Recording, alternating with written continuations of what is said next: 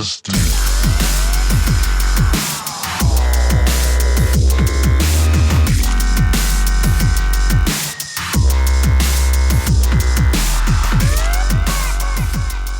I'm Missy with Prep Star Stats. I'm here with Coach Cook of the Kell Longhorns. First of all, Coach Cook, congratulations against your win against East Paulding. I'm sure you're really proud of your team's effort at this point in the year.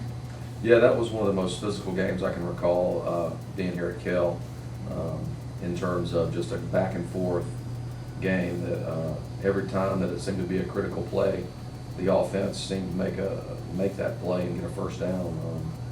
Our defense stepped up late and made a couple of stops on fourth down that was really helpful and gave our offense back the ball. But in terms of just being a purely physical game, I feel like that was obviously one of the most intense games we've ever played here since I've been head coach. And it was played here at Kell, correct? Yep. And so far we've had a pretty good record at home. Since I took the job in 2008, we've lost 2 home games. So we feel like we're a very good home team, and we like to protect our own turf. And we'd like to play a little better on the road, but we haven't lost that many on the road either. But it's always a little tougher on the road. Well, you play a very tough schedule in the 4A, and you've played most of your games in tough against the 5A. Are you surprised of how you've done so far this year as far as your scheduling? Well, when we looked at the schedule that we had, we were I won't say nervous, that's not really the right word, but we were cautiously optimistic. We knew that we were playing some really challenging 5A teams to start the season.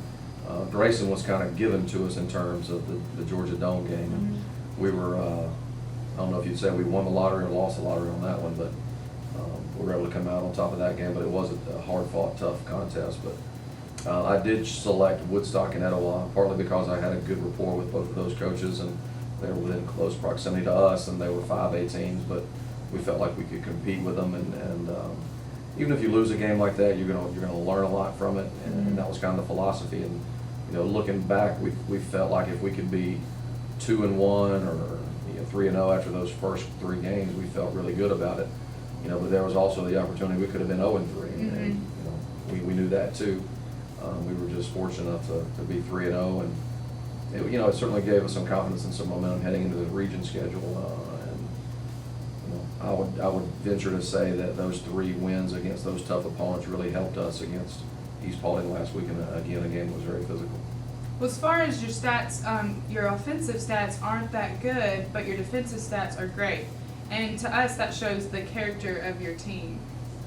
Yeah, our defense has always been good since we've been here. Coach Orbaugh, my defensive coordinator, and the defensive staff with Kevin Clark and Joe Tusenall, they do an incredible job planning and preparing our kids for what they're going to see in every situation. And we offensively, when we're running scout team against them, try to throw them some curveballs to keep them honest too, to help them with the trick plays. East Paulding did get a trick play on us on Friday, but it's not like we didn't see it coming. I actually told my DB coach, hey, it's going to happen because of the way we defended a certain play earlier.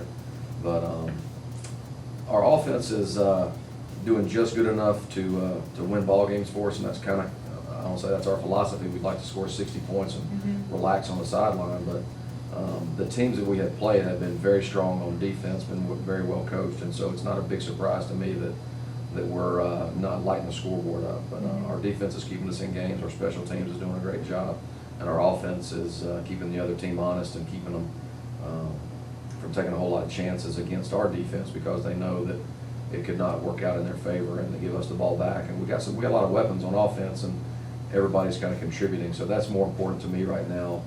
Last year, I don't know if we were scoring more points or less. I think we were actually scoring less, so I know we're doing better offensively this year, but I would credit the defenses that we've been playing as opposed to thinking it was something that we might be doing wrong, because those defensive squads we've played have been pretty strong.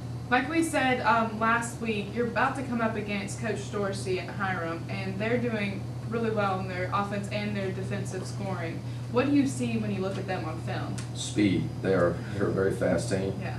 Offensively, they got 3 or 4 guys, and anytime they touch the football, they can score in that wing T offense.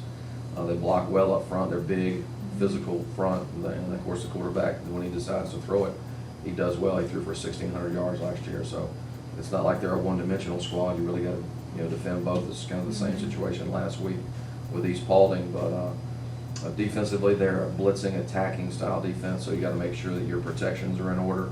Otherwise, you're going to give up some sacks and some tackles for loss on your run game.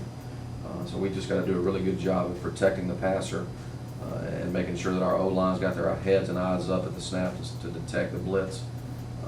And then we got to make a play. We got to hurt them when they blitz. That will deter that from happening. If you score a touchdown or hit a 50-yard pass on them, or a big run because they're blitzing, that might slow them down a little bit. So those are the kind of things we're looking to do. But defensively, like I said, they're a very fast, physical team, and they just come from all different directions. So we got to be prepared for that. And they got a great kicker. He's putting in the end zone. He's kicking long field goals. He's doing great things for him. He's a left footer, so that's a little different that you don't see every day. So the trajectory of the ball and the kickoffs is a little different from that standpoint. Just coming off the foot differently, and so the field goals as well. Their coverage teams are good. So we just, like I said, we got to be ready for all those things that they're going to throw at us, and I hope we will be. Your sub-region is Hiram, Kell, Pope, North Paulding, and East Paulding.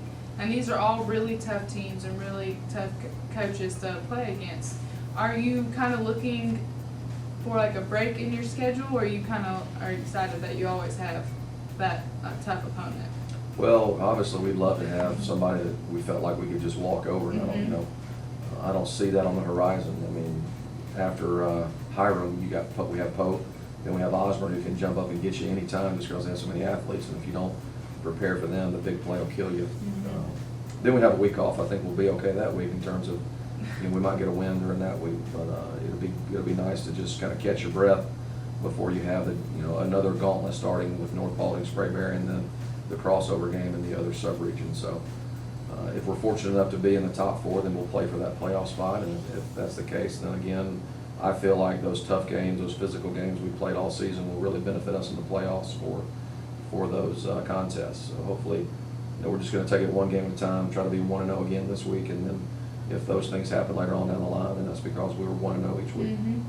Thanks for taking time out to talk to us, and good luck on Friday.